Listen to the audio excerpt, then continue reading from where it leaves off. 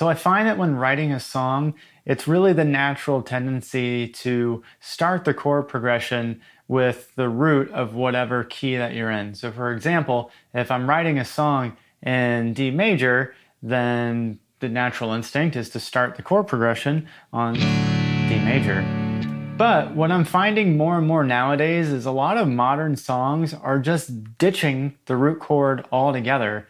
And in fact, a lot of songs are really just using 3 chords to create these irresistibly catchy songs that make you listen and listen to them over and over again without ever getting sick of them.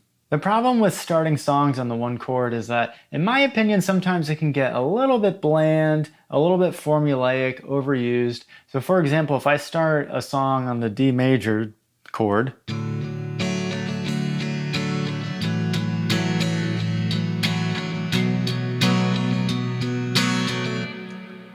now where did you think it was going to go after that? If you guessed this, yeah, we've heard that over and over and over and over again. That chord progression has been used in thousands, hundreds of thousands of songs. I've noticed that modern songwriters are oftentimes just scrapping the 1 chord altogether, and they're really just using these 3 chords. They're using the 4 chord, which is major. They're using the 5 chord, also major. And they're using the 6 chord, which is minor.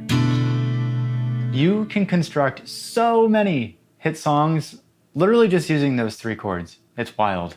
And the odd thing about it is that the songs that I usually end up giving a heart to on Spotify are usually songs that end up using just these 3 chords. And these 3 chords are very versatile. You can combine them in a lot of different ways and they sound good. For example, we can do an ascending pattern starting on the 4 chord.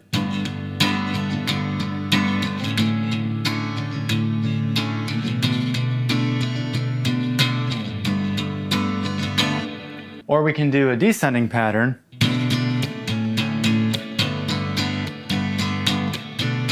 Or we can start in the middle on the 5 and kind of bounce around that.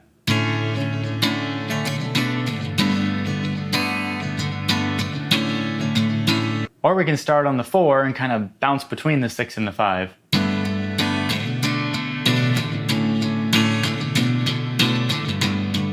And just to show you how prevalent these 3 chords are, I'm going to show you examples of songs from a few different genres that take advantage of just using these 3 chords. So baby, pull me closer in the backseat of your Rover that I know you miss.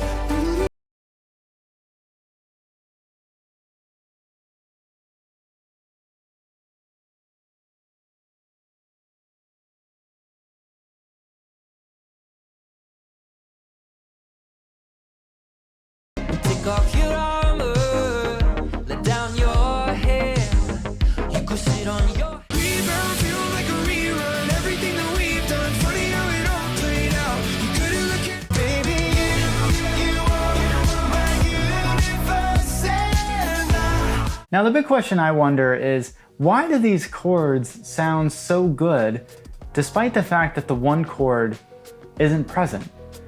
And the short answer is, I don't know. But I do have a suspicion at least. And I think the 1 chord really gives a resolve. That's what the 1 chord is for, to resolve any tension in the song. And so with that resolve, there's, in my opinion, this inherent finality that comes when you're listening to a song that utilizes the 1 chord. There's a natural end to it. And so when I'm hearing a song that utilizes the 1 chord and I get to the end of it, because it has this finality to it, it's almost like getting to the end of the chapter in the book. I don't really want to read that chapter again, I want to move forward. And I feel like songs that utilize that, because oftentimes they're used so much, it kind of has that same effect to where I get to the end of the song, well, there's no reason for me to go back to it. I just want to move on to the next one. Whereas using just the 4, the 5, and the 6 chord, there's really no resolve. None of those chords resolve. And so because there's no resolve, there's also no inherent finality to it. So when I get to the end of a song that just uses those chords, I kind of still feel like I'm in it, like it's never really truly resolved. And I think there's a piece of that makes me want to go back and listen to the song again. It's like almost subconsciously, I want there to be some sort of bigger resolve, but there isn't. And that sort of feedback loop keeps me in it, and it makes me possibly enjoy the song more and more likely to go back and listen to it. And if you think about it, that's really the recipe of a hit song, right? It's something that you can listen to over and over again and not get tired of it. So I think there's real power here with using these 3 chords. And if it's something that you haven't experimented with, I would urge you to maybe try it. You might just come out with a song that is your best yet. And as you're writing your new song using these 3 chords, if you do get stuck with the lyric writing process, I have a video that has a really good trick that I use to write good lyrics quickly. So be sure to check that out. And until next time, I will see you in the next video.